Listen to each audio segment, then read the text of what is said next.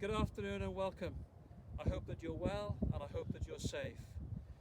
This afternoon I've come down to the 14th green, the par 3, 14th, the last of the par 3s here at Royal Porthcawl, and arguably the finest collection of threes that we have in world golf.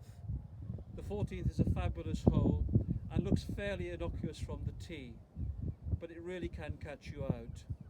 I've come down to the far right-hand bunker at the green side, which has been the trap which most people really want to avoid and really get into a lot of trouble with. But you can play it with good technique. It's really important to understand that technique. Now generally when you play the 14th, the wind is blowing a little bit from the scare point and it drifts the ball over to the right-hand side. And the bunker here, the floor space is really quite small, but the catchment area is enormous. And if you're slightly out of your tee shot, if the ball is just drifting ever so slightly towards the edge of the green, you'll see that the bunker starts here, gathers, and the ball comes down into this trap, and it's something to avoid, but you can play it. And I'm going to show you now how to play this shot. You can see that I've positioned 3 balls in the bunker here, and I'm going to select what I think is the easiest shot for me to get out of the bunker here. Now most people would think that the ball back in the bunker here is going to be the easiest, but in actual fact I think it's this one here, the one that's tucked up against the face.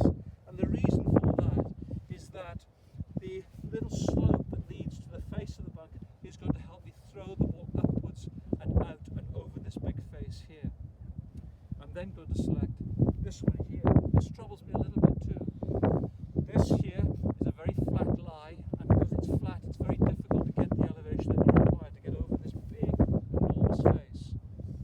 And then I'm going to play the third one. This really is going to trouble me, and we may have to have a retake for this. But let's hope. Anyway, I'm going to show you how to play the first one.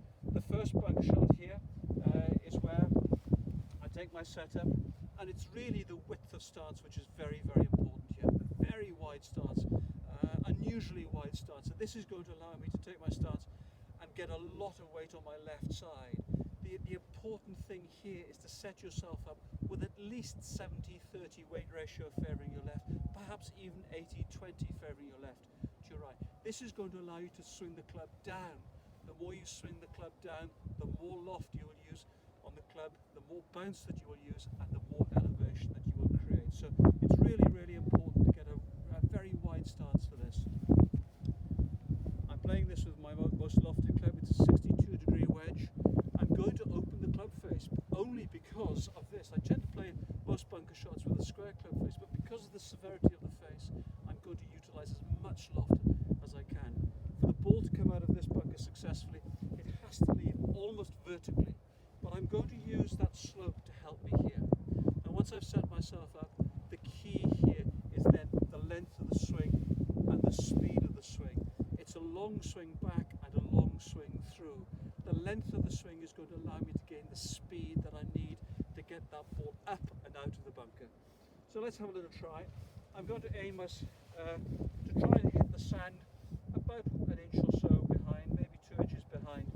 But if you have a little look at this, a very wide stance, lots of weight on the left hand side, and the club face now open. No shaft lean. Just setting myself up. First of the day, let's have a little swing. I'm going to focus on trying to hit about 2 inches behind the ball. So let's have a little look at the length of the swing and the speed of the swing. So it's a long back swing and a long through swing. And you can see there, the ball came out almost vertically. It came out with lots and lots of elevation. Just have a little look at the divot. This is the start, the entry point, and this is the exit. You can see it's quite a long but shallow divot, but I've swung the club down, and that's allowed me to use the loft on the club face. Okay, we're going to come to the second shot. Very flat lie. The ball tends to come out a little bit flatter. It's very risky when we come to play over this face. So I'll set myself up again. Wide stance. I'm trying to hit about an inch or 2 behind the ball. A wide stance and a long backswing. You can see now my left foot is slightly angled to allow me to get my weight forwards to swing the club down and through the sand. So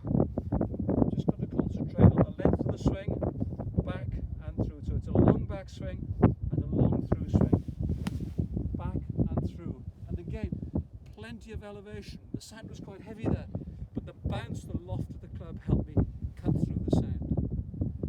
Now we come to the tricky one. Downhill lie, hard sand over a severe face. This really does capture my attention. So I'm going to set myself up again. Wide stance. I'm going to try and swing the club down the slope. It's really important to concentrate on the length of the swing and the speed of the swing. If it's a surge of speed to the ball, I'm probably going to be a little bit narrow. I'll probably catch it a bit thin. That face is really threatening me, so it's very important now for me to really concentrate. Long backswing and a long through swing. So it's back and through. And it's come out. Well, fortunately, that's come out for me, because otherwise we'd have had a retake. Well, we've got 3 golf balls out there. You can see the first one came out almost vertically. The second one was a little bit flatter, and the third one a little bit flatter again. But they're all back in play and out of this trap, which is really one of the hardest bunkers in world golf. But if you can set yourself up, wide stance, lots of weight on your left side, swing the club down, you will utilize the loft and the bounce. So the next time you're here, hopefully you won't be terrified, you'll be able to play the shot successfully. Until next time, thanks so much.